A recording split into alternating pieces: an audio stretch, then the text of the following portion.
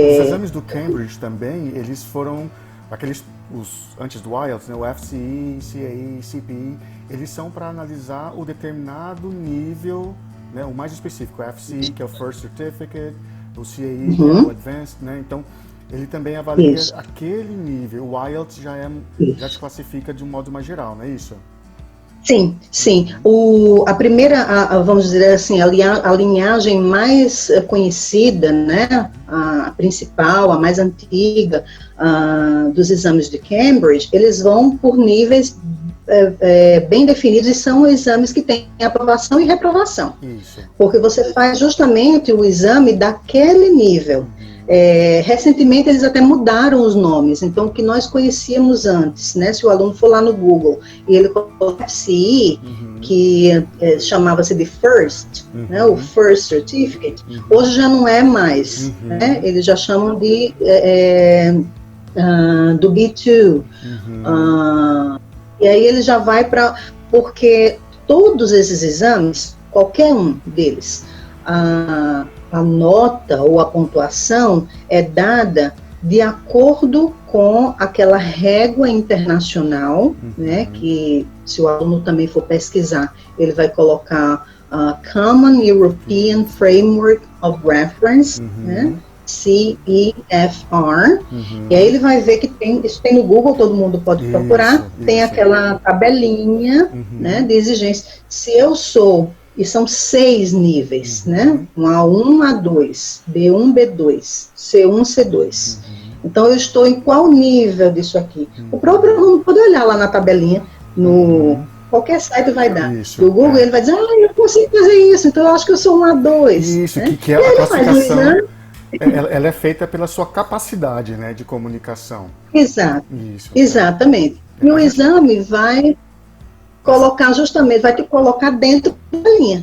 Só um detalhe, Duda, tem um vídeo já nosso falando, né, como muita gente fala, do CEF, né, do Common European Framework, falando disso também, dessa classificação, explicando um pouquinho. Então, só avisando quem está assistindo que se quiser, só dá uma olhadinha que a gente também tem esse vídeo falando disso aí. Volta a uns vídeos, né, para fazer essa correlação. Exatamente. Então, o aluno pode fazer, vamos dizer assim, esse self-assessment, né, dizer, eu estou aqui, eu estou ali. E, obviamente, para uma comprovação, aí ele também, em segundo lugar, ele pode perguntar para o professor, eu estou aonde aqui? Isso. E, em terceiro lugar, ele faz o exame e realmente vê se em todas as características onde é que ele está. Então, os exames da ITS, por exemplo, o TOEFL e o TOEIC, eles também vão seguir, eles vão te dar a pontuação de acordo com essa régua. E aí você tem uma pontuação, porque as questões são analisadas por pontos, né?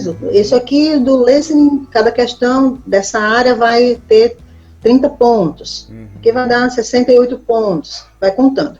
É por isso que não tem aprovação ou reprovação, vai te dar uma pontuação. Já dessa linhagem principal de Cambridge, você tem que estar dentro desse padrão. Porque o próprio exame já é específico. Né? Se ele é um exame que vai testar se você é um B2, dentro dessa tabelinha, então você tem que estar dentro daquela categoria. Ou seja, e aí, por isso ou não é um B2, né? Exatamente. Ou você é ou você não é. E aí você tem até um bridge, né, que eles te dão também essa... vamos dizer, essa referência, né? Porque, às vezes, por conta de uma habilidade, né, que te colocou um pouco mais abaixo ou um pouco mais acima, de repente você perdeu a categoria. Então, é importante também, quando recebe o certificado, observar esses detalhes, que às vezes vem a frustração, né? Mas os exames de Cambridge, eles também são fáceis de você analisar qual fazer, porque você vai também por uma orientação, né? Então, você está dentro ali de um nivelamento que o orientador vai dizer, olha, é para você fazer isso aqui, aí vocês vão treinar, né? Vão se preparar já para aquela linhagem. Ninguém vai te colocar tão fora do padrão. Existem cursos preparatórios, né, Duda? Sim. E aí são precisos mesmo, né? Estávamos falando no início que é possível nós termos, e você quer estimular justamente por meio de vídeos, né? Estudos gratuitos. Existem vários sites, agora aplicativos, né? Que o aluno consegue fazer várias atividades preparatórias de graça, né? Existem vários, porque é importante que se faça um preparatório para poder fazer o exame. Que é para poder, voltando àquele exemplo do médico, né? Se você vai fazer um exame, todo mundo quer saber como é, né? Principalmente se você vai fazer o exame pela primeira vez, você vai fazer uma endoscopia, você sempre pergunta como é a endoscopia, como é o procedimento, você já fez a endoscopia? Como é que é? Dói? É desagradável? A gente sempre procura saber antes, né? Você não vai assinar cego. O exame é a mesma coisa, a gente se prepara para o exame, mesmo que não tenha maiores, vamos dizer, anseios, né? Não, vou fazer apenas para testar e tal, mas é bom saber, porque o que importa também não é só o conhecimento da língua, mas é estar familiarizado com o tipo de questão que vai ser pedido. Às vezes você se atrapalha porque não entendeu o que é para fazer. Né? É verdade. E obviamente que as instituições de ensino, né, as escolas, são muitas escolas boas de ponta, têm cursos preparatórios, e os professores pessoais dos alunos também certamente devem conhecer. Inclusive, uma dica que eu dou é que o aluno, né, seja ele que aluno for, dessa primeira linha, dessa segunda linha que nós estávamos falando, ou apenas um falante que gosta de idioma, mas que ele procure saber se o seu professor tem alguma certificação, qual certificação, como foi a experiência dele, né? Excelente dica. É importante fazer Normalmente, quando nós procuramos um profissional da língua inglesa, é muito comum que se faça aquela entrevista com o aluno, né? Para saber o nível do aluno, o que ele quer, quais são os interesses. Mas raramente o aluno faz uma entrevista com o professor. Exatamente. Mais uma vez, falando de um outro vídeo, tem um outro vídeo que eu falo exatamente sobre os professores, né? Porque aqui a gente fala muito de como que você vai escolher o que é melhor para você. Se é uma escola, se é um professor particular, né? E tudo dependendo do seu perfil. E aí lá eu falo, né? Se você quer saber do seu professor, uma dica: pergunte, né? Cheque de onde ele vem, que certificação que ele tem, que experiência que ele tem. E realmente as pessoas normalmente deixam isso de lado, é verdade. É uma boa dica.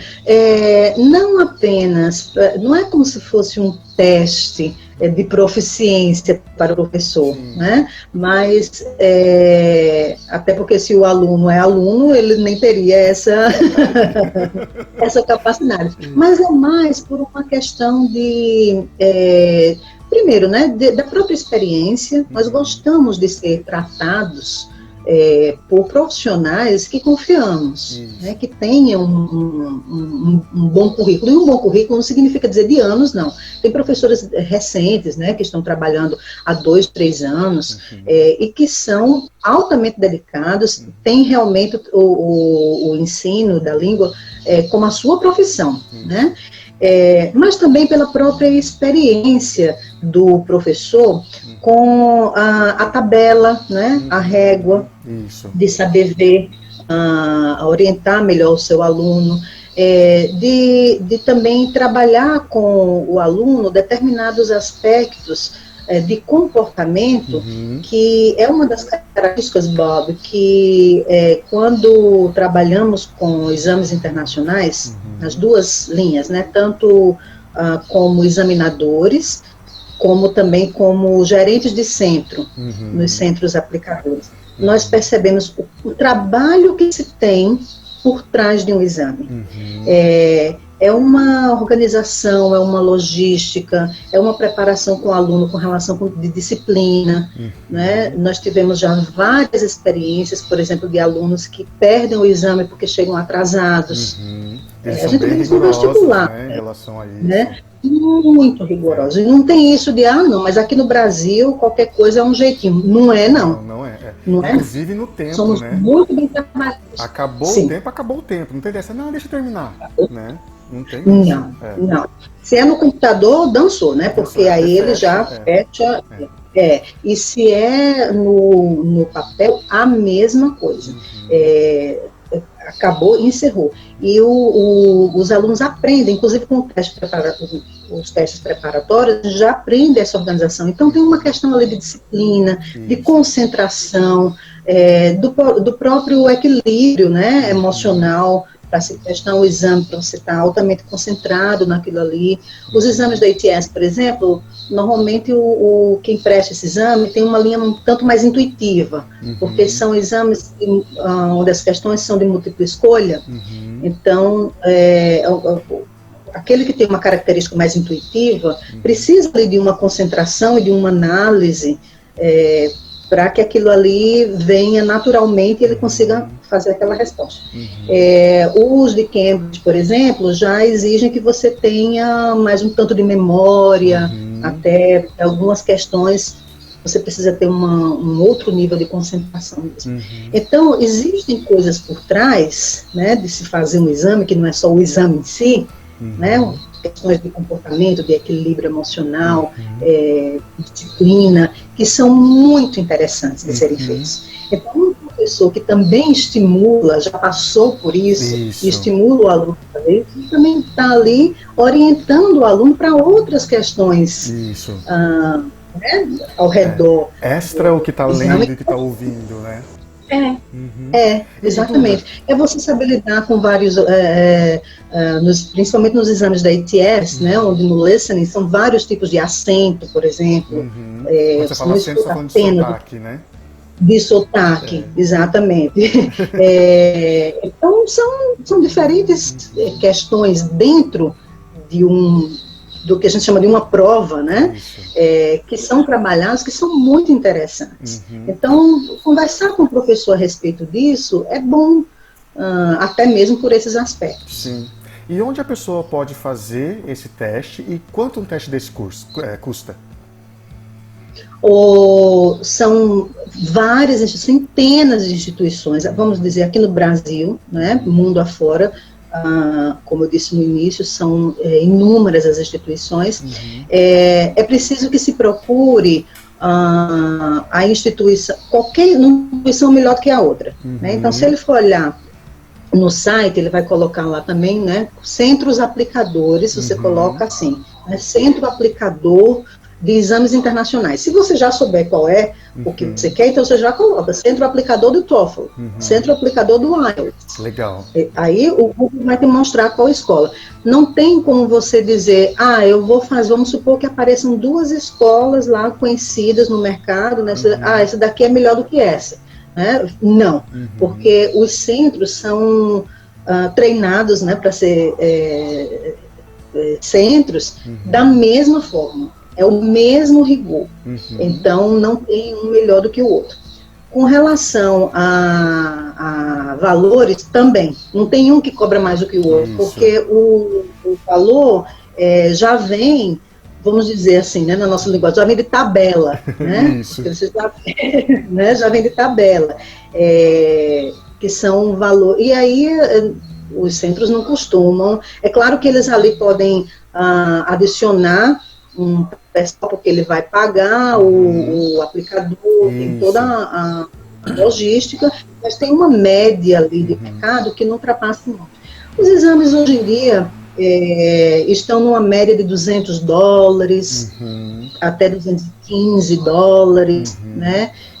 O IELTS é um exame que, se eu não me engano, tem custado um pouco menos, porque é um exame mais né? É um exame mais recente e não tira a sua boa capacidade comprovadora, não é isso. Mas é também mais uma questão de mercado e de como o exame é feito. Mas eles têm essa média. É claro que aí nesse ponto, né, quando nós vamos ali fazer a conversão, aí nós podemos ter uma média de 800, né, 850 reais. É por isso também que é muito importante que se faça o exame adequadamente, né? É um investimento, né? É um investimento, Isso. Exatamente, né? Faça de uma maneira conversada. Tem aquele detalhe de que os exames da ITS, eles têm uma validade de 2 anos, oficialmente. Né? Eles são oficialmente válidos por 2 anos. Mas você pode fazer vários, quantos você quiser, naquele período. Os exames de Cambridge não têm uma validade oficial. O que se tem, não vem no exame, né, no documento, uma validade oficial. O que se tem é o que nós chamamos de validade de mercado. Isso. É como se fosse um consenso no mercado, né? O mercado pede ou valoriza mais quando você mostra uma certificação dentro daquele período, de 2 anos. Isso. O aluno pode dizer assim também, puxa, mas aí vamos supor que eu tenho um exame de Cambridge, que fiz há 5, 6 anos, e eu estava numa instituição, num trabalho, né, numa empresa, onde eu mostrei o meu exame, eles aceitaram e tudo bem, aí eu fui demitido e vou para o mercado de novo. Eu vou ter que fazer outro exame? Não, é caso a caso, né? É caso a caso, porque não é porque se de repente você também no seu currículo você coloca que o seu trabalho anterior usava muito inglês, você usava muito a língua. O RH vai ver que não é só o exame, o exame pode ser antigo, mas a sua prática é recente. Então eles ali também têm um bom senso, né, para analisar. E a gente encontra simulado, não encontra na internet, algumas coisas que você pode, entre aspas, dar uma treinada. Encontra simulados e de todas as formas, de todas as habilidades. E aí o speaking, o que vai acontecer é que como, obviamente, né, precisa de uma outra pessoa, o TOEFL, por exemplo, não, porque ele já tem a atividade, ele vai te dar a atividade no computador, e aí você vai falar aquela atividade. Então você pode fazer aquela prática sozinho, né? Você vê lá o que tem que fazer. Aí você vai falando, grava, né? Faz uma gravação, você faz uma gravação. Se grava, se ouve, né? Isso é sempre horrível, porque isso é sempre horrível, não tem problema.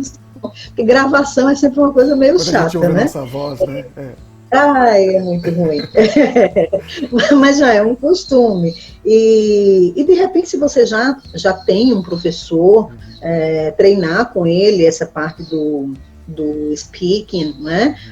Se não tem um professor, de repente um amigo que fala inglês bem, se você está fazendo toda essa linha do gratuito, vamos dizer, né? Então, eu não tenho um professor, estou seguindo toda aquela linha gratuita. Quem vai analisar o meu speaking, né?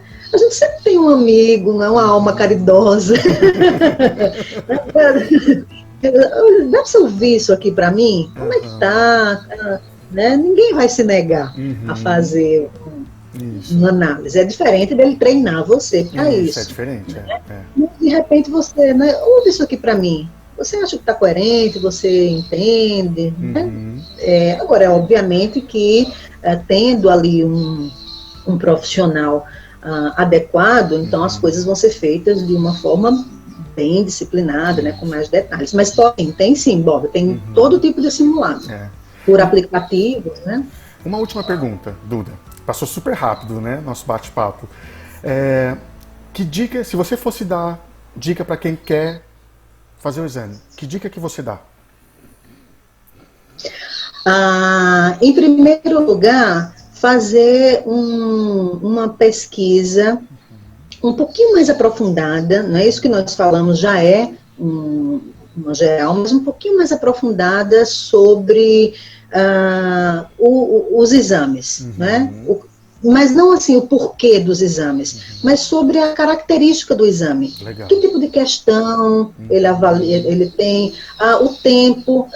Eu tive já casos, Bob, muito interessantes de alunos que estavam assim, já totalmente decididos a prestar um exame, mas aí quando ele vê que tem exame, por exemplo, dura 4 horas, ele fala, não consigo. Não consigo ficar 4 horas concentrado numa determinada... Eu preciso fazer um trabalho antes de concentração, é uma questão pessoal, o aluno já sabe. Então, por mais fluente que eu seja, né, ou talvez proficiente, mas eu não consigo ficar 4 horas e meia num determinado exame. Então, você ali está alinhando a realidade do exame à sua realidade. Sim, verdade, né? Muito bom. Essa é uma questão também. Então, uma dica que eu daria é exatamente isso, quando pesquisar essas características dos exames, né? Quanto tempo dura, os exames de Cambridge têm datas definidas. Isso, eu ia falar disso. Não são muitas por ano. Os exames da ATS são mais flexíveis nesse sentido. São mais de 50 datas por ano, ou seja, toda semana tem data disponível em alguma instituição. Não é um aluno que chega lá e fala, eu quero fazer agora. Isso não existe, né? Não. Mesmo os da ATS, TOEFL e TOEIC, que são mais flexíveis com datas, mas ele tem uma data. Isso.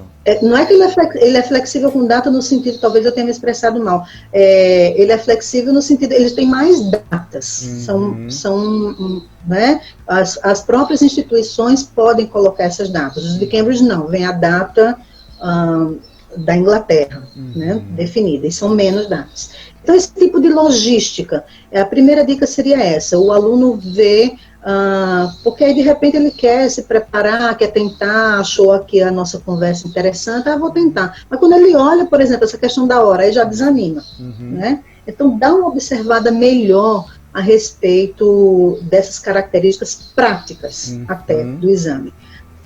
Uma outra dica que eu dou é insistir mais um tanto naquele ponto que eu tinha falado anteriormente, que é uma questão mais subjetiva do exame, né? Puxa, seria interessante também eu fazer, porque, como falamos, a questão do investimento, né? Já que é um investimento financeiro, então eu vou tirar proveito o máximo que eu puder disso aqui. Exato, é verdade. Né? O máximo que eu puder arrancar dessa experiência, eu vou fazer.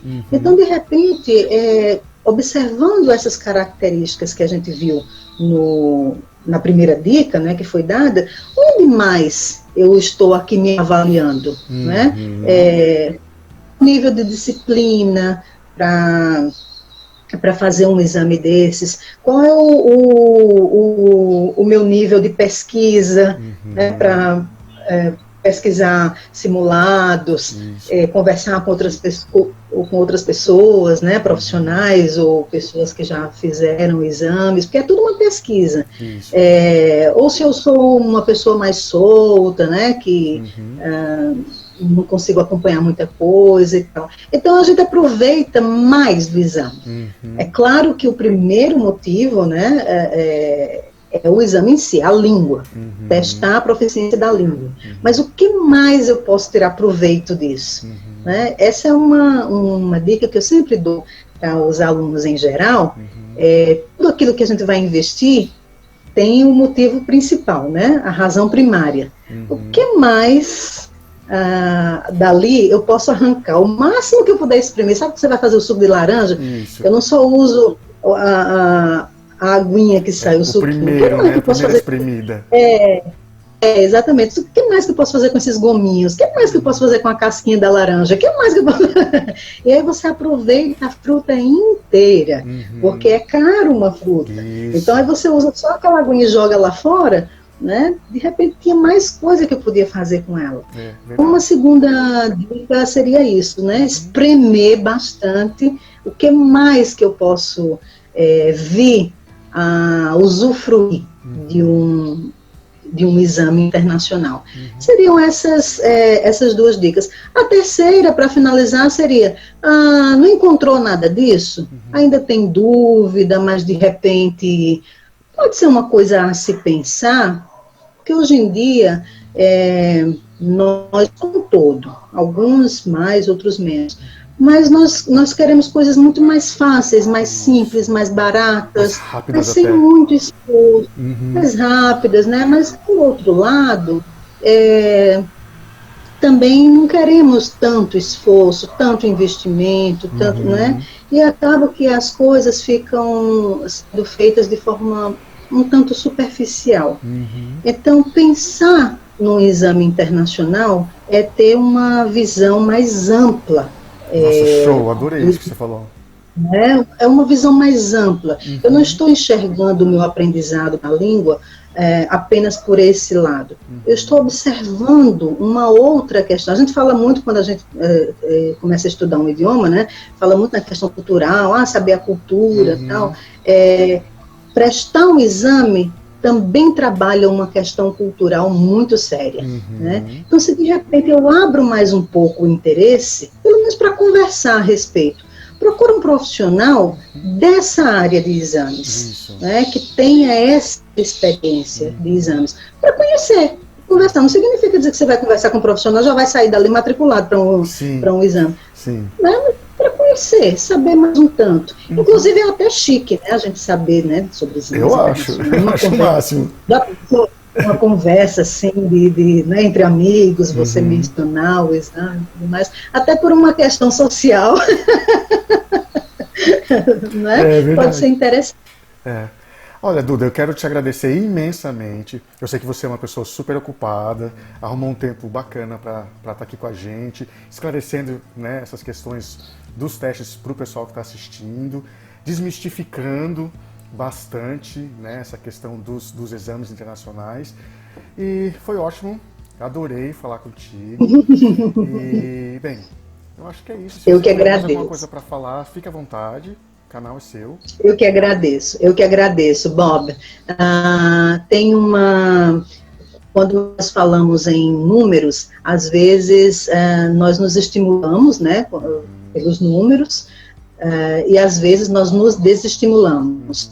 Né? Eu gostaria de lembrar que quando nós citamos aqui os valores dos exames, né, pode até assustar de alguma forma, principalmente em tempos de, vamos dizer assim, de dinheiro mais curto, né?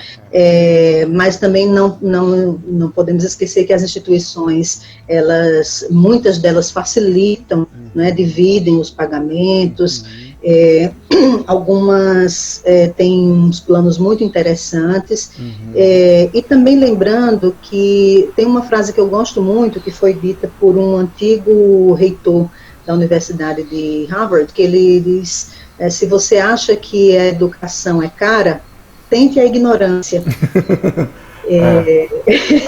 Né? Perfeito. Então, é preciso, né? É preciso, sim, fazer algum tipo de investimento. Não realmente é preciso. Por isso que é importante que a gente converse mais a respeito, né? Conforme eu disse, pelo menos para conhecer, para saber. Porque um dia, quando estivermos preparados, quando tivermos com aquele investimento, às vezes ou exigido, né, pela empresa, pela instituição, ou mesmo, né, nós estamos ali já com aquela informação geral dita. Então, eu gostaria de estimular as pessoas a conhecer mais um pouco, me coloco à disposição para qualquer esclarecimento a mais, uma outra conversa. Conforme você disse, somos ocupados porque temos prazer em trabalhar, mas isso faz justamente parte do nosso trabalho, né? Essa divulgação, esse levantamento de interesse para as pessoas. Então, eu que agradeço profundamente o seu carinho, o seu respeito pelo meu trabalho e o seu convite. Olha, Duda, eu vou colocar o seu contato aqui embaixo, até falando pro pessoal. Qualquer dúvida, qualquer comentário, é só escrever aqui embaixo, a gente responde com todo carinho, sempre. Vai ter o contato da Duda para quem quiser saber mais sobre o exame, quem quiser se preparar e tudo mais. A gente vai deixar aqui. E, mais uma vez, Duda, obrigado. Né? Gente, um abraço. Obrigada, Bob. Até a próxima. Obrigada a todos, um abraço. Bons estudos. Obrigado. Beijo.